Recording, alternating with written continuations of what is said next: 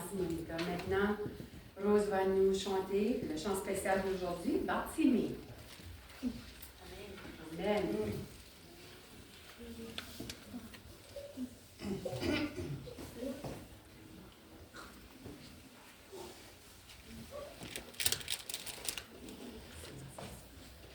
Chers frères et sœurs, bonjour.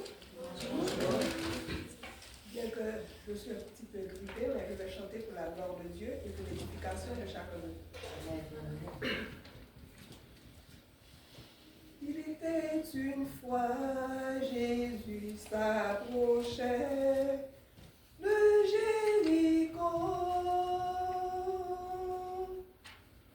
Il avait un aveugle assis au bord du chemin.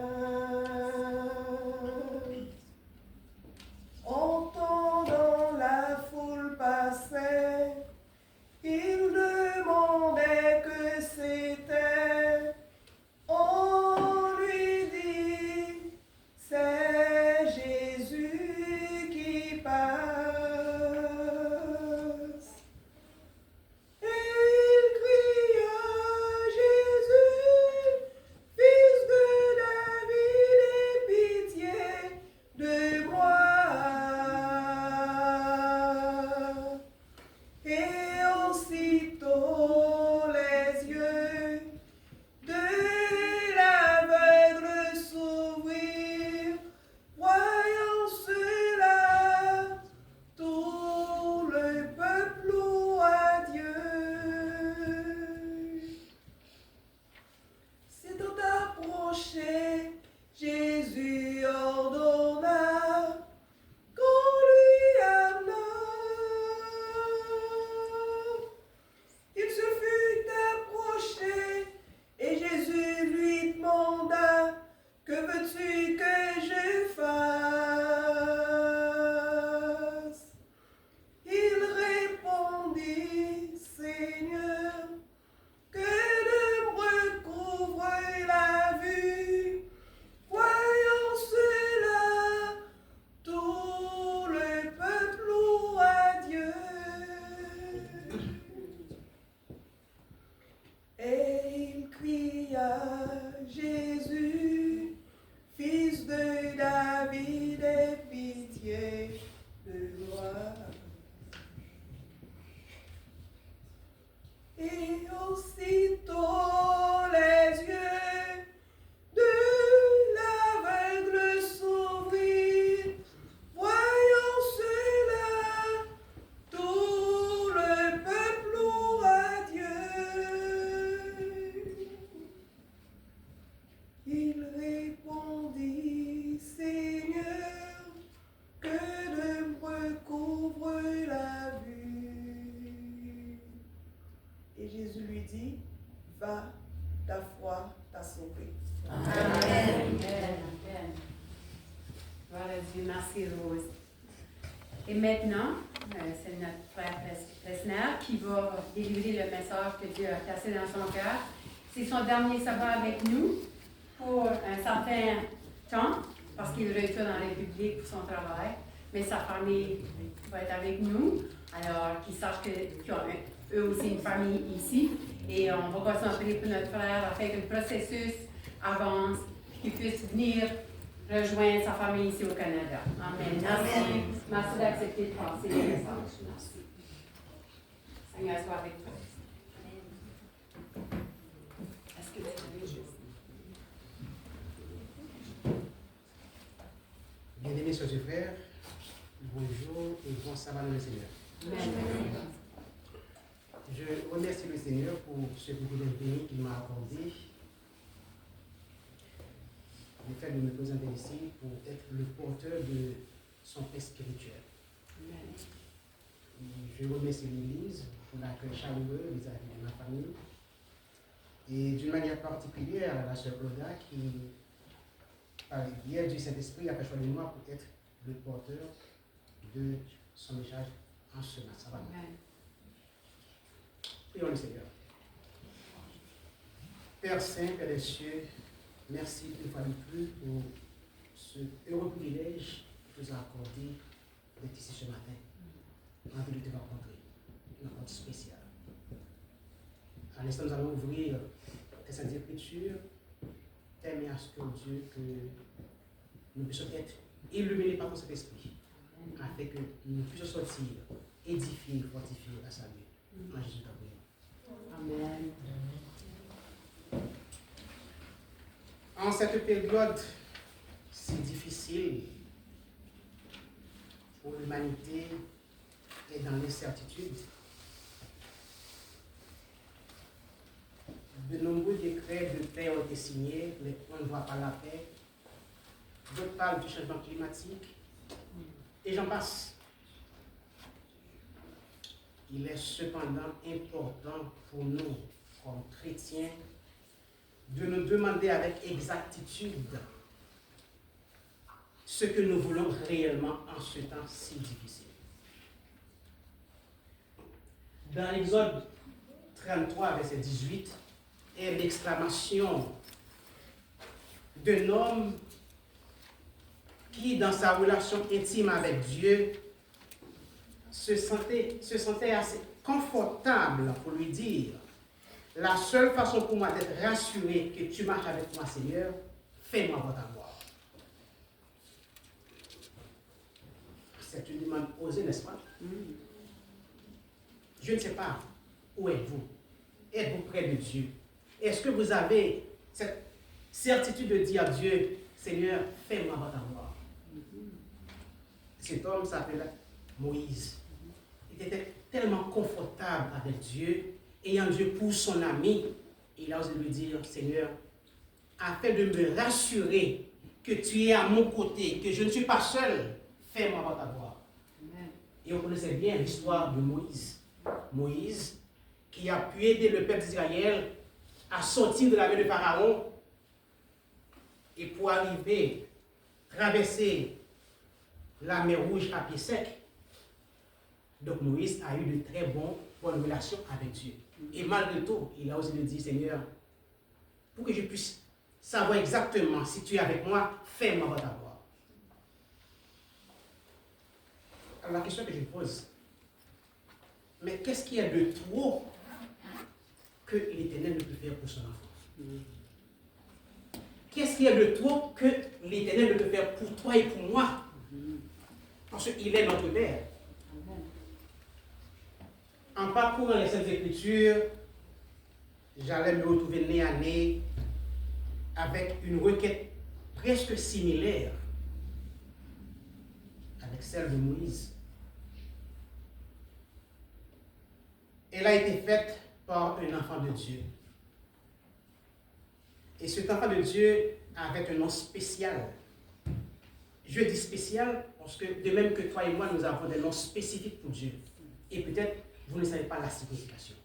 Mais Dieu sait la signification des noms de chacun de nous ce matin. Et cet enfant de Dieu,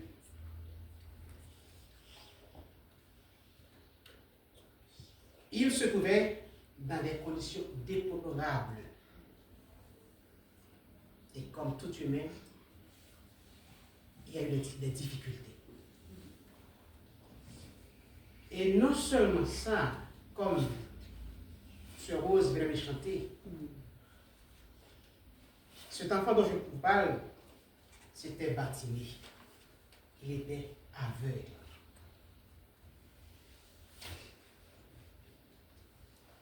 Être aveugle,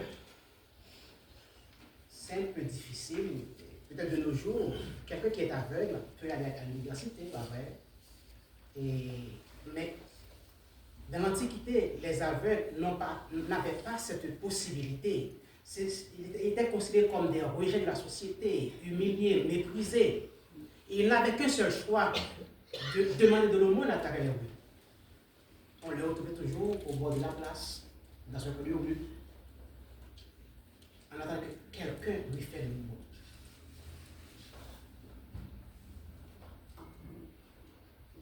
L'importance de la vue et de la mobilité dans la vie de tout homme n'est pas à démontrer. Parce que quelqu'un qui ne voit pas, il est dépendant. Il a toujours besoin de quelqu'un pour se déplacer.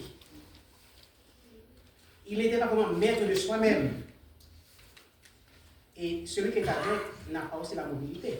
Donc ces deux facteurs étaient vraiment un handicap pour ce type de personnes.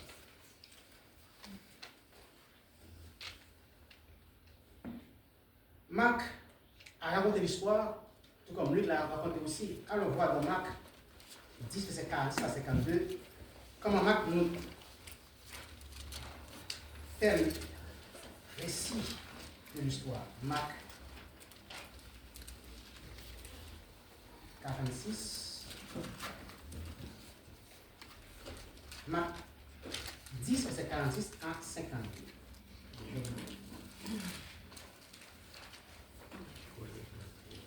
Marc 10, verset 46 à 52. Ils arrivèrent à Jéricho. Vous vous souvenez qui? Jéricho, c'était la ville. Dieu avait dit à Moïse que le peuple d'Israël aura pour territoire Canaan. Ils ont traversé la mer Rouge, ils sont arrivés. C'est une histoire que le peuple n'a pas pu entrer avec Moïse au Canaan parce qu'il avait désobéi. Mais Josué a dû continuer le chemin avec le peuple d'Israël.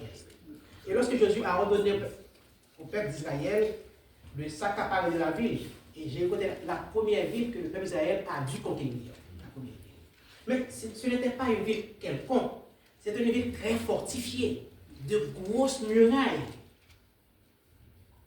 Ce que j'aime de mon Dieu, lorsqu'il vous donne, lorsqu'il vous promet, il a tous les moyens. Mais le peuple d'Israël allait conquérir Jéricho. Mais il n'y avait pas une armée de guerre, pas vrai? Et c'était une ville fortifiée, bien préparée pour que l'ennemi ne pouvait pas rentrer dedans. Le peuple, selon l'histoire, c'était mystérieux. Il ne devait pas faire le tour de la ville pendant 7 jours, pas vrai? Et qu'est-ce qui s'est passé?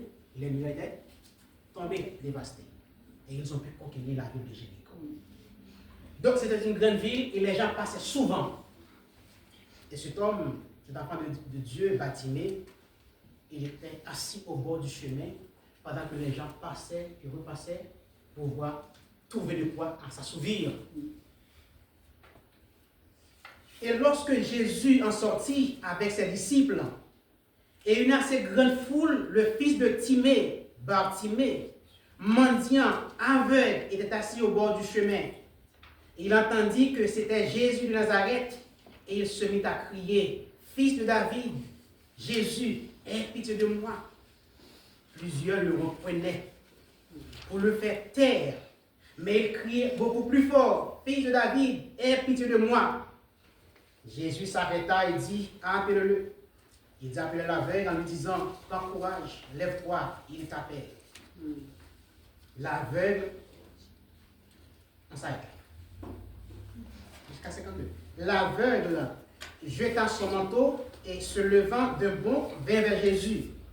Jésus, prenant la parole, lui dit, « Que veux-tu que je te fasse? » Il répondit, « Rabboni, que je recouvre la vue. » Et Jésus lui dit, « Va, ta foi t'a sauvé. » Aussitôt, il recouvra la vue et suivit Jésus. Dans cette histoire,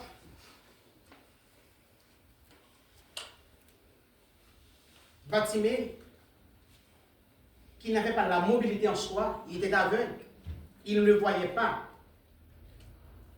Mais il savait que Jésus allait passer dans la zone. Et sa seule préoccupation était de se voir libéré de sa cécité, de son handicap visuel. Et c'était là l'occasion unique à ne pas louper pour Bartimée. Il a fait tout son possible pour être là pendant que Jésus passait. Mais Jésus ne l'a pas seulement délivré de la déficience visuelle physique qui le frappait, mais également des autres cécités. Plusieurs raisons justifient cette conviction. Parfois, vous demandez quelque chose à l'Éternel et il vous donne beaucoup plus que ce que vous demandez. Parce qu'il sait de quoi vous en avez besoin. Mais qui était Bartimée? Le nom Bartimée trouve ses origines en araméen ou dans le grec ancien, où Bar signifie fils. Et Timée signifie honorable, gloire. Donc par conséquent, on pourrait dire que Bartimée peut être interprété comme un enfant honorable, un enfant de gloire. Mais comment un enfant honorable ou un enfant de gloire s'il était un pauvre mendiant, un rejet de la société, un humilié? Mais il l'était. Peut-être Bartimée ne savait pas la signification de son nom. Il était un fils honorable pendant qu'il mendiait son pain.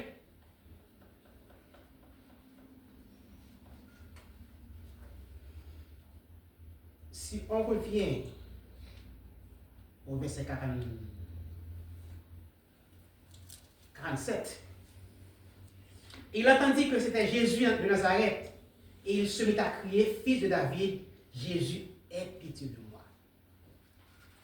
Donc si Bartimée vivait dans la région, il était aveugle, donc les gens le connaissaient très bien, ouais? Il était aveugle. Peut-être qu'il y a des gens qui passaient, lui faisaient de l'aumône, et d'autres ne les portaient pas.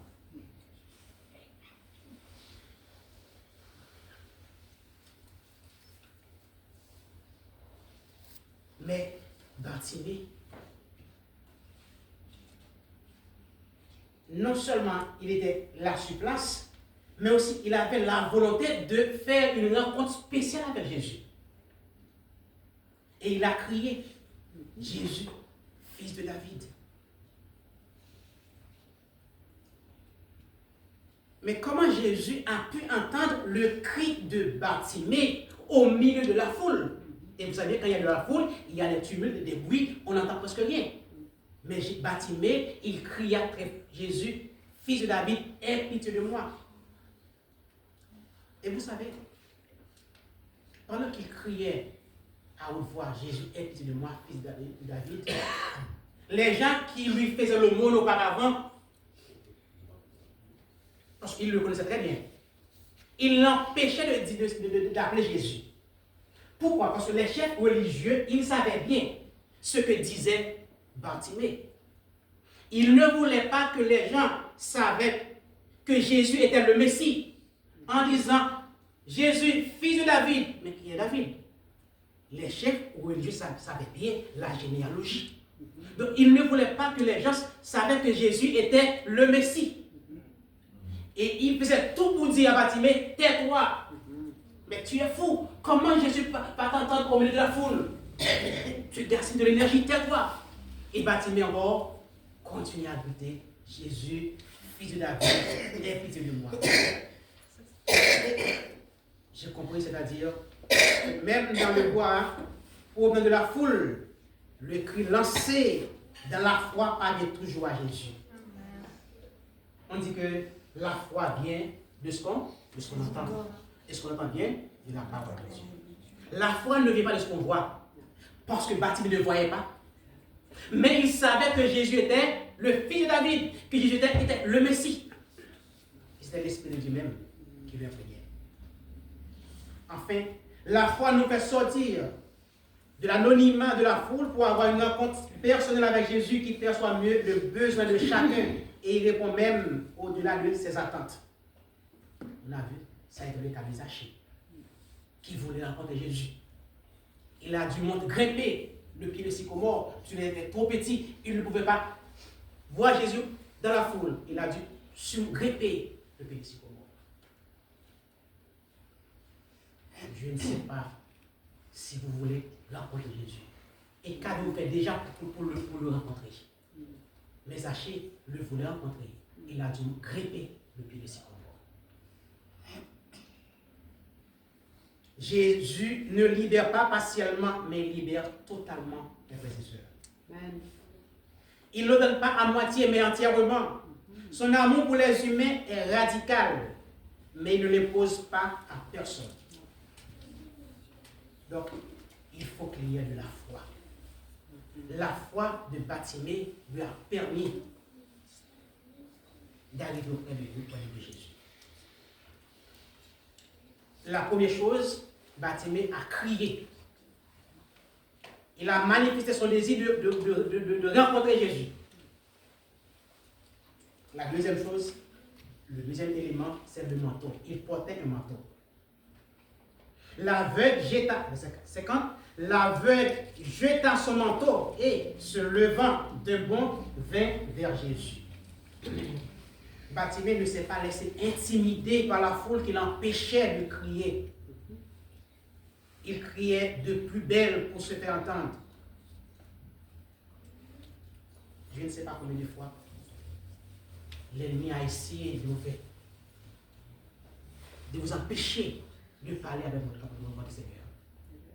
Ne vous laissez pas intimider par l'ennemi. Même dans les circonstances les plus difficiles, criez à Dieu. Il est là, il est tout près de vous. Il va vous entendre. Ce manteau dont nous parlons, comme on est au Canada, le manteau que portait Bartimée n'est pas en soi un manteau qui lui réchauffait contre le froid. Il était question de tout ce qui encombrait intérieurement l'existence et l'empêchait de rencontrer Jésus. Le manteau, c'est l'expression de toutes les barrières et obstacles qui rendaient impossible la plongée de la foi dans l'intériorité. Je ne sais pas de quel manteau vous êtes vêtu ce matin ou dans votre vie. Mais si ce manteau vous a empêché de rencontrer Jésus, je vous invite à le jeter et courir vers Jésus. Parce qu'il est notre délivrance.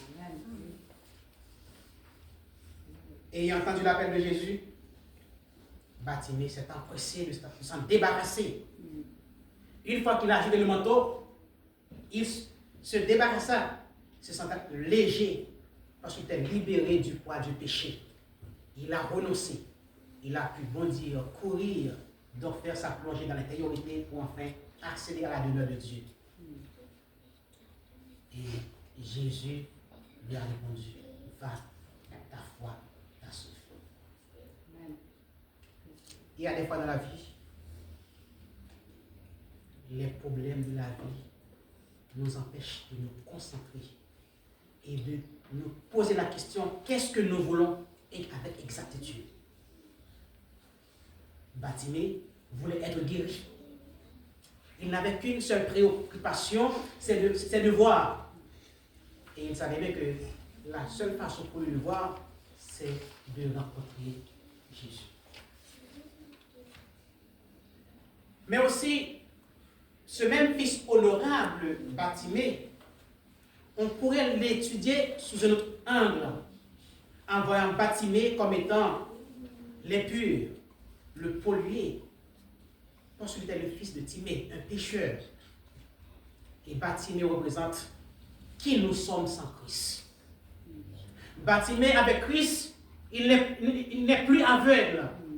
Nous sommes Bartimée sans Christ, nous sommes aveugles sans Christ. Avant que nous rencontrions Jésus, nous étions dans nos fautes impures, polluées par le péché. Et pourtant, nous étions tellement aimés par Dieu, le Père, qu'il a envoyé son unique fils à mourir dans le monde pour nous, malgré tout. Bartimée, fils de gloire, c'était la signification de son nom. C'est un fils de gloire qui se trouvait au bord de la route avec son handicap visuel, cherchant de quoi assouvir sa faim, tout en se rappelant instantanément qu'il est un fils de gloire. C'est un fils de gloire, en dépit des circonstances pénibles de sa vie, ne s'oublie qu'après une seule chose, voir la gloire de Dieu. Amen. Vous vous souvenez lorsque Moïse disait à Dieu, pour se rassurer qu'il marchait avec lui, fais-moi voir ta gloire. Dieu l'a répondu, je fais miséricorde à qui je veux. Je fais grâce à qui je veux. Mais Bartimée a voulu voir la gloire de Dieu manifestée. Il ne voulait plus rester comme mendiant. Il voulait être indépendant. Mais il a fallu rencontrer Jésus. Je veux croire que cet homme, Bartimée, savait entendre cette chanson qui chantait, peut-être les chants de son temps, ou du moins, savait entendre des paroles similaires. Ces paroles inspirantes ne sauraient ne pas être de son temps, car la teneur de chaque détail compose cette inspiration de foi nous donne une assurance indéfectible dans la promesse de Dieu. Parfois, il y a des circonstances dans la vie à laquelle nous nous trouvons. On se laisse tomber dans le découragement. Mais je vous dis, non. Bartimée qui a passé bon nombre d'années aveugle, il savait ce qu'il voulait. Et vous avez de très grands objectifs. Notre mission, nous avons un objectif, c'est aller à la rencontre du Seigneur. Laissez ce territoire de misère. Amen. Les problèmes de la vie ne doivent pas être un obstacle pour nous empêcher de rencontrer Dieu. Il y a un chant que j'aime beaucoup. Et je vous invite à chanter avec moi. Quand les moments sont troublants, n'abaissez pas les bras. Il faut lancer le cri de victoire. Flots mugissants, flots en furie, entourez-moi, je n'ai pas peur, quoi qu'il en soit, paix infinie, jusqu'à là-bas, est mon sauveur. Le gouvernail de Manassé, oh quel repos,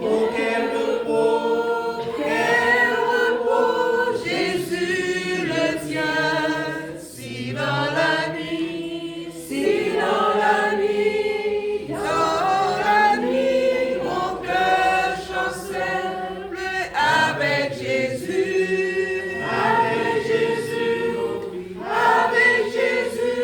oui, tout est bien. Amen. Bartimée, dans son état d'handicap visuel, il a voulu voir Jésus, il a voulu rencontrer Jésus.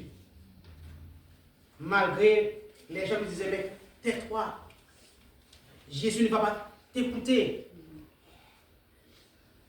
Mais puisqu'à la barre était son sauveur, Jésus était à la barre, il ne se laissait pas intimider.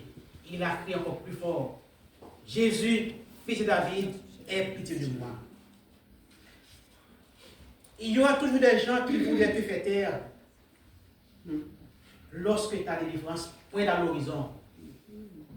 Ne te laisse pas intimider. Avancez.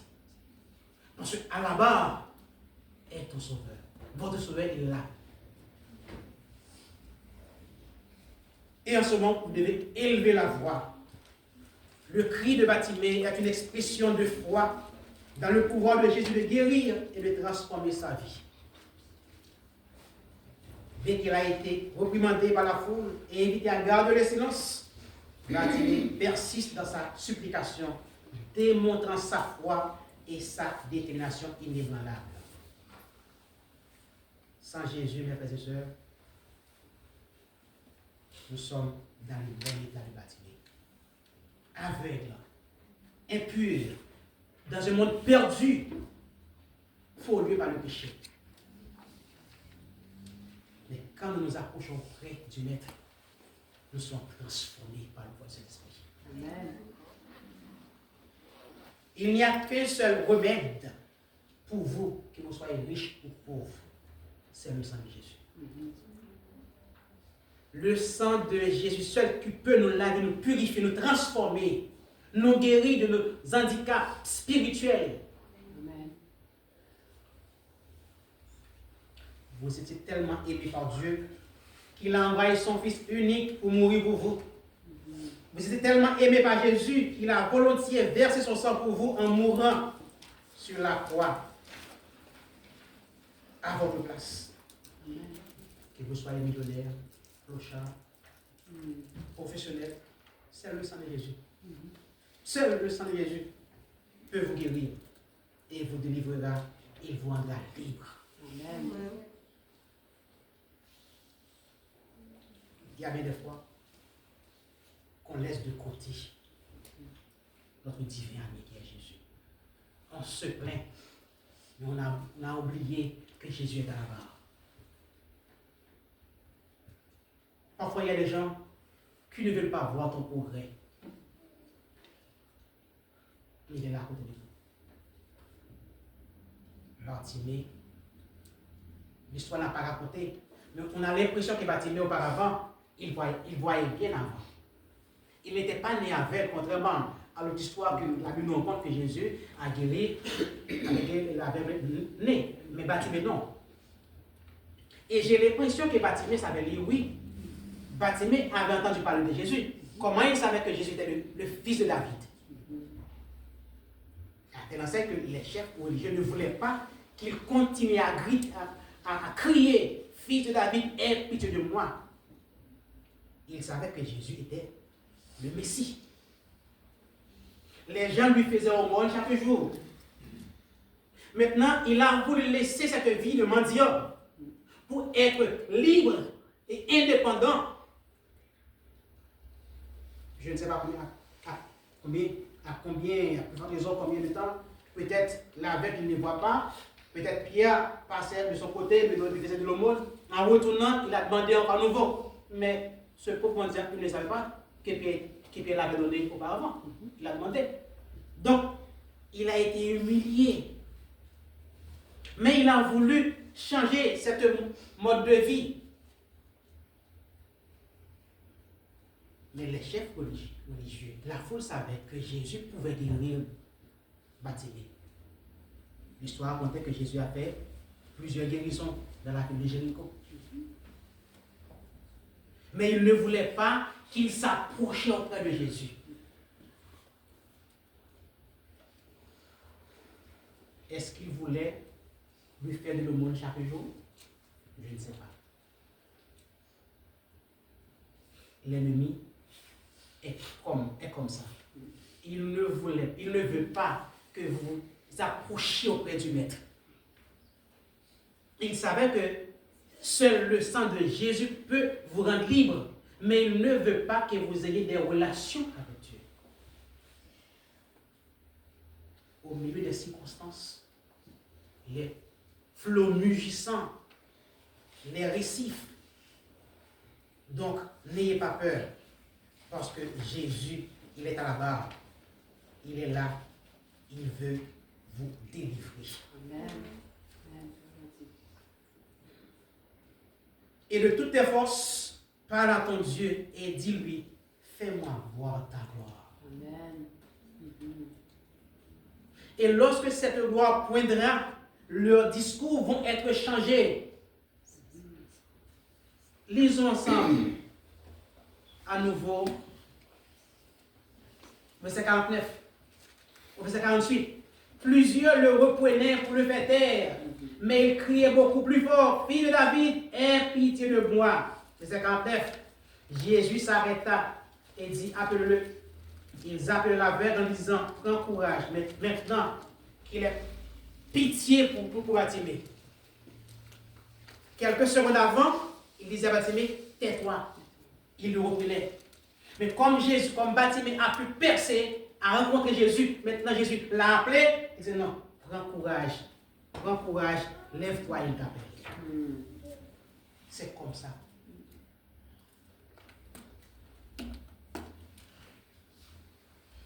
Lorsque cette gloire poindra, leurs discours vont être changés. C'est pourquoi en ce moment même, je te dis cette parole, ne laisse pas la voix des autres. Change ton itinéraire vers Jésus. Amen. Continue la route. Amen. Si vous êtes venu à l'église ce matin, vous avez un objectif. Vous avez pourquoi vous êtes venu. Et si vous êtes venu à la rencontre de Jésus, ne permettez à personne de vous obstaculiser, de vous empêcher de rencontrer Jésus. Bartimée se trouvait au bord de la route. Il y avait une foule. Mais la foule, malgré les réprimandes, il ne se laissait pas intimider. Il a pu atteindre son objectif. Et si votre mission est d'aller au ciel, il n'y a qu'un seul chemin. Jésus l'a dit, je suis le chemin, la vérité et la vie. Donc ne permettez à personne de vous empêcher de faire cette rencontre. Il est le chemin, il est le pont. Mais au contraire, évalue ce qui pourrait t'empêcher de t'en aller à lui. Il y aura toujours des moments comme des flots qui mugissent, des récifs, des écueils, des menaces au cours sur le parcours de votre chemin qui présageaient plus de malheur. Mais calme, mes bien-aimés, puisqu'à là-bas est notre Sauveur. Amen. Ne vous découragez pas. Jésus, notre divin modèle, notre protecteur, il est là. Il est tout près de nous. C'est vrai que Bartimée était au bord du chemin. Jésus était dans la foule. Mais Jésus n'était pas loin de Bartimée. Il a pu écouter le cri de son enfant. Dans Isaïe 55, verset 6, nous avons lu ensemble. Il dit, cherchez l'Éternel pendant qu'il se trouve. Où était Jésus?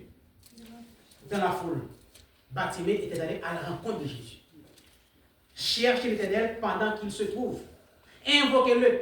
Qu'est-ce que Bartimée a fait? Il a crié, il a appelé Jésus, fils de David, aie pitié de moi. Invoquez-le tandis qu'il est prêt. Qu'est-ce que ma chère frère? Il est au milieu de nous. Amen. À nous de le chercher. Amen. Il veut nous sauver. Il veut nous rendre libres de tous nos soucis, nos tourments, nos handicaps. Il connaît très bien nos difficultés. Et si je te demande ce matin, qu'est-ce qui t'empêche d'aller vers Jésus en ce moment? Avez-vous pris un moment pour réfléchir, pour vous évaluer vous-même, en vous demandant, mais qu'est-ce qui m'empêche de rencontrer Jésus?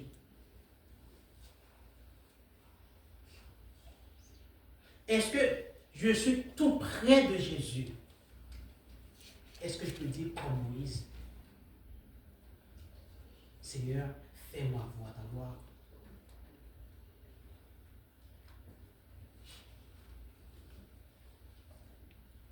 Je me rappelle, il y a 11 ans de cela,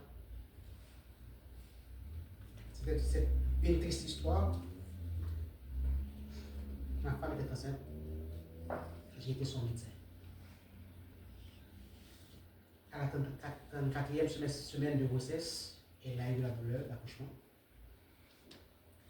Et j'ai dû intervenir pour pratiquer la césarienne, parce qu'elle a eu 2 césariennes antérieures. Lorsque je suis arrivé à la clinique, et puis le médecin était là, il m'a dit, oui, tu vas l'opérer ou je le fais moi-même? Je dis, non, c'est ma femme, je le fais. Tu en es sûr? Bien sûr. J'ai pratiqué la césarienne, tout a été parfait. Je vais chez moi. Le lendemain, je suis à l'hôpital pour voir ma femme et ma bébé. Et ma femme passe très bien dormant, mais elle ne savait pas vraiment parce que quelle était la condition de l'enfant. À mon avis, je vois que l'enfant n'était pas bien. Mais typiquement, à 34 semaines, il y a des distress, des difficultés respiratoires. Je n'avais pas le choix de l'emmener dans une clinique où il y a des soins néonatologiques, soins intensifs. Malheureusement, l'ambulance était endommagée. J'ai trouvé notre ambulance en privé, au bout de la route, tombée en panne. J'étais dans ma voiture, il y avait une grosse bonbonne d'oxygène. J'ai dû prendre l'enfant et ainsi que la bonbonne d'oxygène, mais elle était trop grande. Donc, j'étais obligé de décliner la bonbonne. Donc, l'oxygène ne passait pas comme ça devait être. Et l'enfant était cyanotique, bleuâtre. J'ai dû accélérer ma voiture pour arriver dans l'hôpital tout près. Dans mes bras, j'ai crié, aide-moi, je suis médecin, aide-moi, c'est ma fille, aide-moi. Et puis je suis arrivé à l'urgence, on a mis l'oxygène, immédiatement la couleur rosée, tout a transformé. J'ai parlé au directeur de l'hôpital, il m'a prêté une ambulance, on se dirigeait vers la deuxième ville du pays pour trouver des soins intensifs. À 25 minutes de près de la clinique, j'ai vu que le chauffeur s'arrêta. Et dans ma tête, je n'avais qu'une seule pensée que je disais, Seigneur, pourquoi tu m'as fait ça? j'ai perdu le combat, je disais à l'intérieur de moi. Je me suis descendu pensant que j'allais justement pour confier le décès de ma fille et pour dire à l'ambulance de retourner à la maison. Quand je suis arrivé, je vois que ma femme était encore en vie, mais il y avait de l'hémorragie, j'ai aspiré tout, et puis j'ai pris, et puis j'ai dit au chauffeur, accélérer, allez, j'arrive. Il nous a pas arrivé à l'hôpital, on l'a reçu dans un soin intensif, et puis à mon arrivée, et puis la dame m'a dit, le docteur était là, la petite était là, il m'a dit, et vous êtes le père de l'enfant? Oui. Il dit, ah bon, selon les données statistiques, si c'était un enfant mâle, un garçon, il aurait pu être sauvé. Mais les filles, je ne crois pas que vous allez avoir la victoire. Et je lui ai dit, docteur, et si elle a pu arriver là, à nouveau main, Dieu m'a donné la victoire, elle vivra. Il m'a dit, vous êtes chrétien?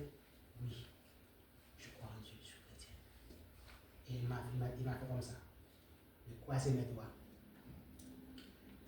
Et puis, bon, je laissais l'enfant à la clinique. De près, on n'avait pas le droit de rentrer dans la salle. Soins intensifs, j'étais en ailleurs, en regardant par la vitrine. Je voyais comment l'enfant qui luttait pour survivre. Et ça me rongeait le cœur. Mais je devais tout cacher à mon épouse. Comme elle va bien. Mais moi, comme je sais qu'elle ne va pas bien. J'ai passé 3 jours à l'hôtel. Après, j'ai dit non, comme j'ai passé au moins 2 fois par jour, matin et après-midi, pour voir l'enfant, mais qu'elle voit à distance, pas derrière le vitre. Je dis, Seigneur, fais-moi voir ta gloire. Donne-moi la victoire. Je ne veux pas perdre. L'enfant a passé 9 jours aux soins intensifs. Un matin, on était en prière au bord du lit. Quand nous finissons de prier, le téléphone a sonné. Ma femme a reçu l'appel. Le docteur a dit que l'enfant n'est plus en oxygène, elle n'est pas faite, viens la chercher demain. On est tellement émerveillés, on est parti le même jour pour arriver à la clinique. À vous dire, mes chers frères et sœurs, notre Dieu que nous servons, il est grand, il est merveilleux. Amen. Donc, tout comme Moïse et Bartimée l'ont vu, mais moi, j'ai vu la gloire de Dieu. Et à chaque fois que je regarde ma fille qui a 11 ans maintenant, je vois la gloire de Dieu. Amen. Et je crois qu'il y a beaucoup parmi vous qui ont vu la gloire de Dieu manifester au Seigneur. Notre Dieu est merveilleux. Amen. Ne vous laissez pas intimider par les problèmes de la vie. Au contraire, c'est le moment de crier à haute voix parce que votre délivrance est proche. Notre Dieu qui peut s'abriter derrière le rideau du silence, il est là, à l'écoute de nos cris. Bartimée savait que c'était son moment, son rendez-vous divin avec le destin. Il ne savait pas si Jésus repasserait à nouveau sur son chemin. Il a saisi le moment. Il saisit l'opportunité et bénéficia de sa présence. Donc ne laissez pas arriver. Profitez le moment. Si vous voulez voir Jésus, allez à sa rencontre. Invoquez-le. Il est là, il est tout comme vous. Ne laisse pas le temps éclipser cette opportunité que tu as en cet instant même. Il se pourrait que ce soit la dernière que tu en as, chers frères et sœurs. Tant que nous sommes dans ce monde, le péché, les problèmes sont toujours debout. Les problèmes sont toujours là. Mais à la barre est notre Sauveur. N'ayez pas peur. Criez à lui. il vous écoutera. Et il vous délivrera de tous vos besoins. Il vous rendra libre. Et il vous donnera beaucoup plus que vous attendez. Parce que Dieu sait de quoi vous en avez besoin. À l'instant de Batimée, vous êtes peut-être des fils honorables que vous ne savez pas. Mais Dieu sait qui êtes-vous. Ne vous laissez pas accabler. Sombre.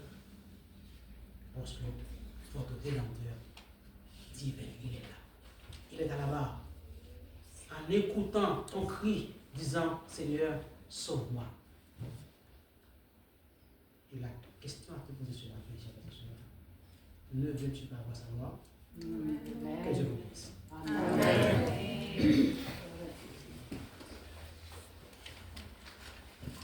Alors, si vous voulez vous lever, on va chanter ensemble. Gloire à Dieu pour le beau message.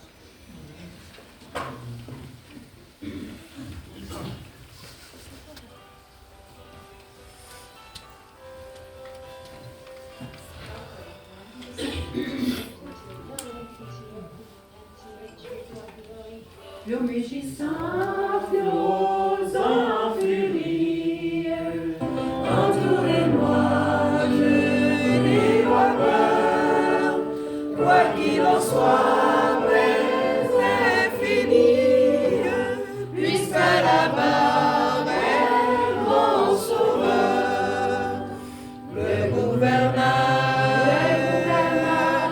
de Manassé, oh quel repos, Jésus le tient.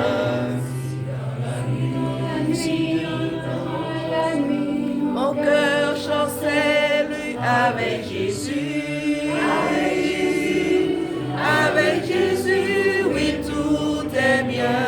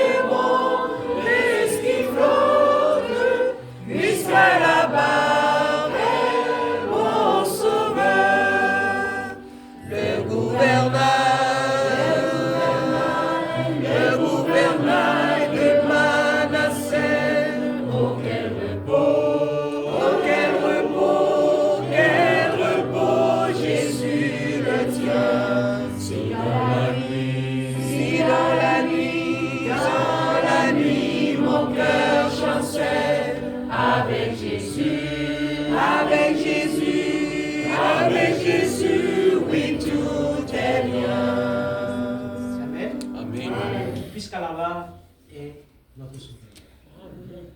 changer l'ordre des choses, si vous le permettez. D'ordinaire, à chaque fois que je vais prêcher, je vais toujours accompagner ma fille, elle priait. Il y a un an de cela, elle était loin de moi. Aujourd'hui, j'ai la chance de l'avoir avec moi. Je vais demander de venir pour prier. Esther.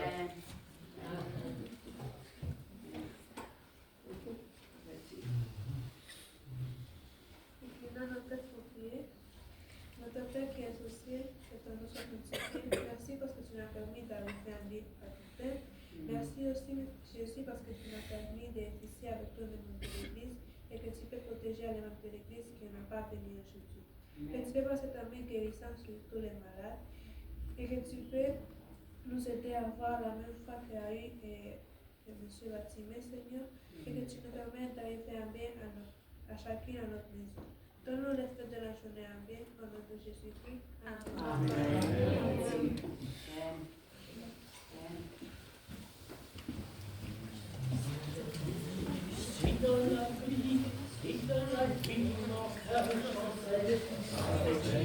Joyeux Saint-Jean.